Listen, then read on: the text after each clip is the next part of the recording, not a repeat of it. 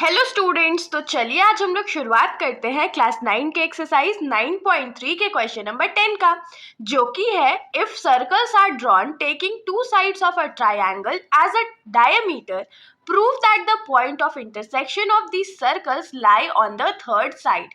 तो इस क्वेश्चन में हम लोगों को क्या बोला गया है कि सबसे पहले तो हम लोगों को एक ट्रायंगल लेना है और ट्रायंगल के किसी भी दो साइड को एज अ डायमीटर मान करके हम लोगों को एक सर्कल ड्रॉ कर देना है। एक नहीं दो, एक इस साइड से एक दूसरे वाले साइड से सर्कल ड्रॉ कर देना है और ये दोनों ऐसे सर्कल्स होंगे जो कि एक दूसरे को इंटरसेक्ट करेंगे।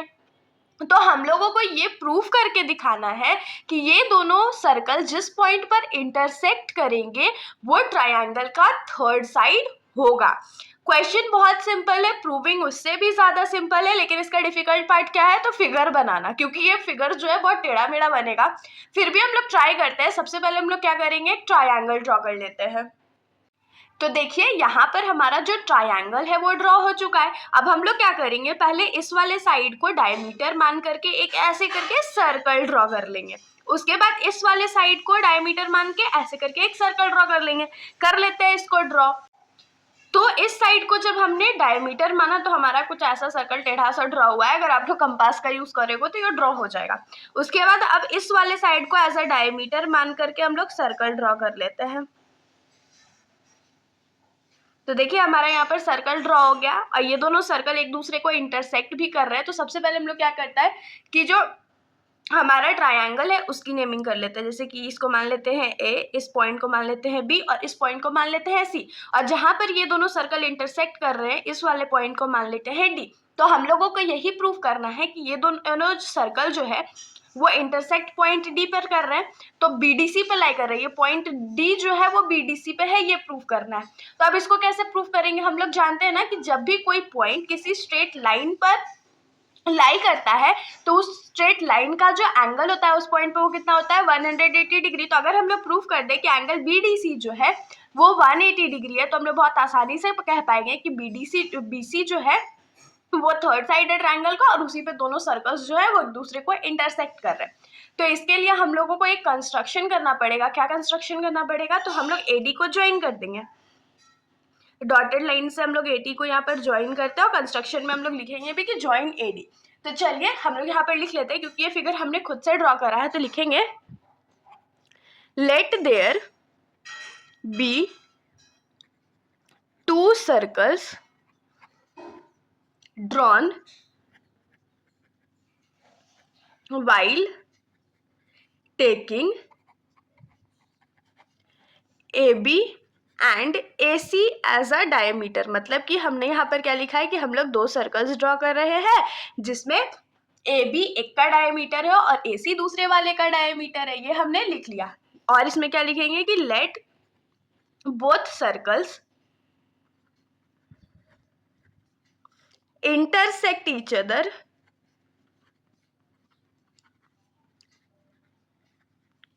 at point A and D. तो देखिए यहाँ पर हमारा जो दोनों सर्कल है वो दो पॉइंट पर इंटरसेक्ट कर रहा है। एक पॉइंट ए पे इंटरसेक्ट कर रहा है और दूसरा पॉइंट डी पर इंटरसेक्ट कर रहा है। तो हमने इसको यहाँ पर लिख लिया है। अब हम लोग यहाँ पर क्या लिखेंगे, जो हम लोग कंस्ट्रक्ट करे हैं, जैसे कि यहाँ पर लिखेंगे टू कंस्ट्रक्ट। तो हमने कंस्ट्रक्ट क्या करा है, ज्वाइन एडी। हमने एडी को ज्वाइन कर दिया है।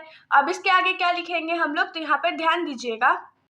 तो देखिए पहले वाले सर्कल में आते हैं। पहले वाले सर्कल में हमारा ए बी जो है वो डायमीटर है और डायमीटर है, और ये जो डायमीटर है वो एक एंगल सबटेंड कर रहा है। यहाँ पर ये वाला जो है एक एंगल सबटेंड कर रहा है एडीबी। तो वो कितने डिग्री का होगा, 90 डिग्री होगा। क्यों, क्योंकि डायमीटर से हमने एक एंगल सबटेंड करा तो वो सेमी सर्कल हो जाएगा। हम लोग जानते हैं कि सेमी सर्कल अगर एंगल सबटेंड करता है तो वो 90 डिग्री का होता है। तो इसमें हम लोग क्या लिखेंगे कि in first circle AB is the diameter and it subtends an angle ADB. Therefore, angle ADB is equals to 90 degree. Similarly, दूसरे वाले सर्कल में भी होगा, AC डायमीटर है तो ये एक एंगल सबटेंड कर रहा है ADC। तो ADC का जो वैल्यू होगा वो 90 डिग्री हो जाएगा। तो हम लोग इसको लिख लेते हैं कि AB is a diameter and it subtends an angle ADB। तो यहाँ से हम लोग क्या लिखेंगे कि एंगल ADB जो होगा वो 90 डिग्री के बराबर होगा। क्यों बराबर होगा? तो angle subtended bye a diameter is 90 degree. ये भी एक रीजन हो सकता है। और दूसरे रीजन क्या लिख सकते हैं आप लोग कि angle in a semi circle is 90 degree. Next हम लोग क्या लिखेंगे कि AC is a diameter and it subtends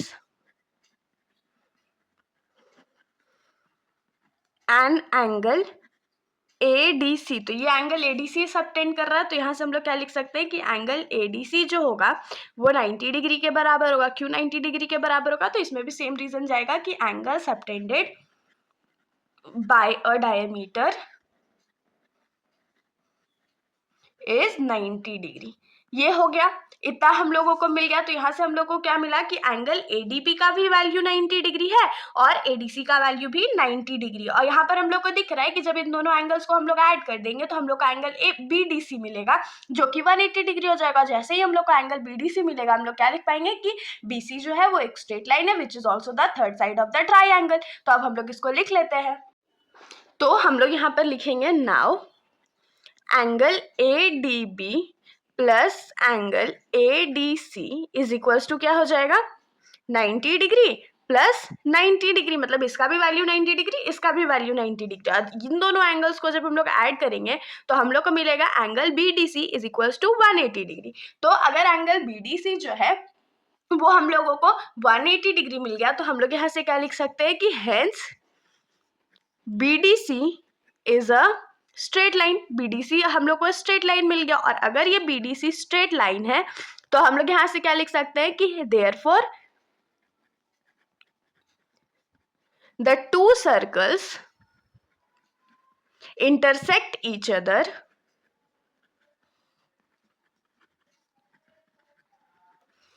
at point D which lies on the third side BC।